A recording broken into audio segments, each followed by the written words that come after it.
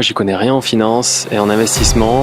Je veux commencer un petit peu à apprendre davantage. C'est quoi le premier conseil, la petite astuce que tu me donnerais pour commencer justement à m'intéresser à ce sujet-là? J'avais pas eu cette éducation moi non plus. Quand je suis arrivé à Toronto, je connaissais rien, surtout sur le credit score parce que ça n'existait pas en France.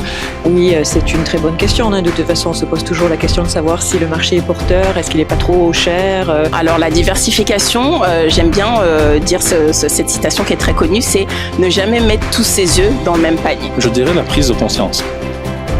Parce qu'il y a rien de mieux que d'être conscient qu'on doit faire quelque chose ou d'être conscient de ce qu'on devrait être en train de faire. Et je pense que c'est pas un service qu'on rend aux enfants de pas avoir ça dans le système de l'éducation.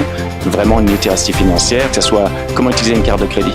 Trouver la bonne maison pour les clients. Ça, c'est pour moi le plus important et au bon prix. Et moi, je le compare souvent à une pizza. Donc, sur une pizza, tu vois, tu as plusieurs ingrédients. Tu as tomates, oignons, olives, etc. Tu prends une part, tu as un petit peu de tout.